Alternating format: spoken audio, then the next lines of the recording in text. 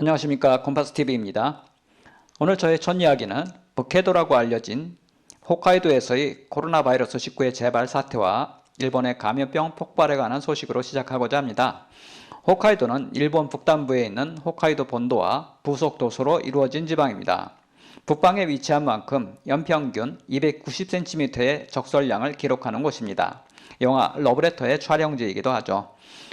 이 홋카이도는 메이지 유신 이후에 본격적인 개발이 시작된 것으로 알려져 있습니다. 제2차 세계대전 중에는 탄광과 광산 개발을 위해 수십만 명의 한국인과 중국인을 강제징용해서 부려먹던 것이기도 합니다. 최근에는 오타루, 하코다테, 노보리베츠, 삿포로 등의 관광명소로 잘 알려진 것이고 현재 인구는 500만을 약간 넘는 수준입니다. 영국 BBC의 4월 16일 기사는 최근 일본의 홋카이도 감염 실태와 일본의 긴급사태 선언의 관계 그리고 앞으로의 문제에 대해서 다루고 있었습니다. 그러면 왜 새삼 홋카이도를 언급하게 된 걸까요? 홋카이도는 2월 말 일본에서 최초로 코로나 바이러스 위기가 발생한 것이기 때문입니다. 그 당시 학교가 폐쇄되고 대규모 모임도 취소되었습니다. 사람들은 집에 머물러야 했었죠. 그리고 지방 당국은 감염자 접촉한 사람들을 적극적으로 찾아내서 격리시켰습니다. 이 정책이 먹히면서 3월 중순에는 일일 한두 명 수준으로 신규 감염자가 줄어들었습니다. 그래서 3월 19일 긴급조치가 해제되고 4월 초에는 학교도 다시 문을 열었었습니다. 그런데 긴급조치가 해제된 지 26일 만에 다시 비상사태가 선포된 것입니다. 지지난주 홋카이도는 135명의 신규 감염자를 기록했습니다. 홋카이도 당국 공식 발표에 따르면 4월 19일 현재 확진자는 237명입니다. 그런데 이번 사태는 지난 2월과 다르게 일본 밖으로부터 유입된 증거는 보이지 않는다고 합니다. 이것은 그동안 홋카이도 당국이 취했던 전염병 대처 방법을 다시 생각하게 만들었습니다. 전염병을 예방하기 위해서 먼저 집단을 차단하고 바이러스 흔적을 추적해 격리하는 것이 상대적으로 쉽다고 말했던 런던 킹스 칼리지의 시부야 겐지 교수는 홋카이도가 코로나 바이러스 발생 초기 국면에 이것을 국지화시키는 데 성공했었다고 합니다. 그런 점은 홋카이도가 한국 대구에서 있었던 사례와 비슷했다고 합니다. 그런데 홋카이도에서의 코로나 바이러스 재발은 한국 대구와 다른 것이었습니다. 한국 정부는 대구에서 대규모 발병 사태가 일어난 이후 대규모 검사와 추적에 들어간 반면 일본 정부는 반대 정책을 취했기 때문입니다. 지난 3개월 동안 일본이 취한 검사는 여전히 인구 대비 미미한 수에 지나지 않습니다.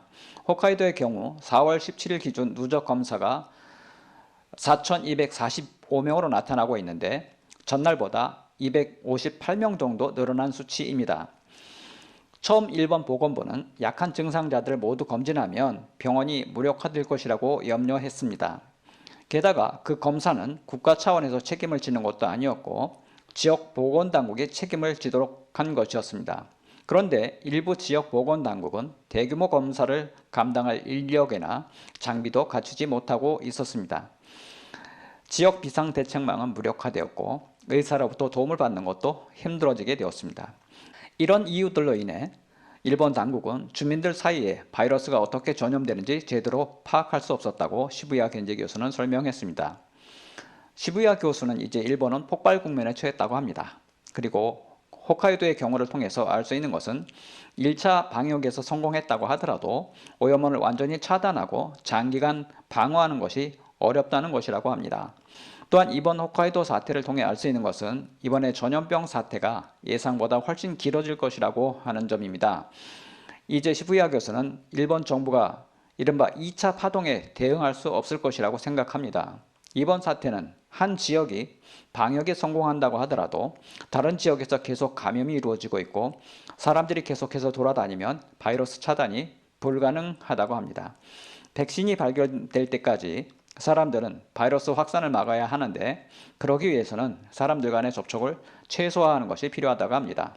우리 개념으로 말하자면 사회적 거리두기가 당분간 계속되어야 한다는 것입니다.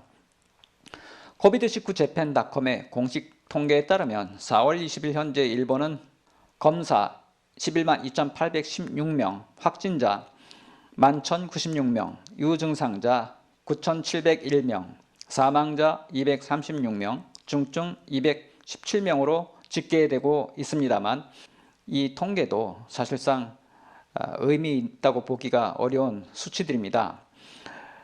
우리나라의 경우와 비교해봐도 현 사태의 진행에 비춰볼 때 여전히 검사 수가 미미한 수준입니다. 이런 수치들만 봐도 폭발 전 상황에서 일본 당국은 속수무책인 상황으로 보입니다.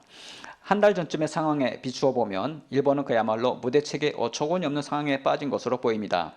독일 DW의 3월 25일자 소식에 따르면 일본은 지난 1월 달에만 92만 5천여 명의 중국인이 일본을 여행했었고 2월 달에는 8만 9천 명이 여행했었는데도 불구하고 발병률이 낮아 의심스러운 상황이었다고 합니다.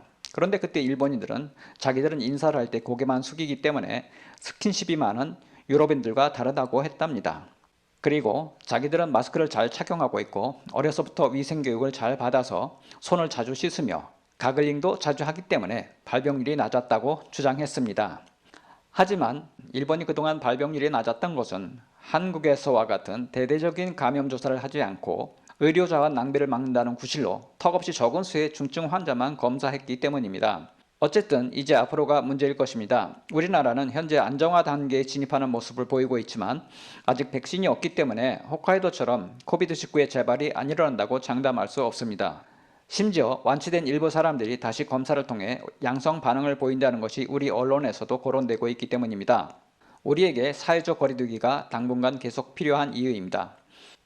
또 일본은 우리와 좋지 않은 관계에 있어서 애써 걱정해줄 필요가 없다고 하더라도 이미 개방화된 현대사회에서 난리가 난 이웃을 두고 생각 없이 지낸다는 것은 옆집이 불타는 것을 보면서도 우리 집을 위해 아무런 대책 없이 손 놓고 있는 모양새가 될 것이라는 점입니다.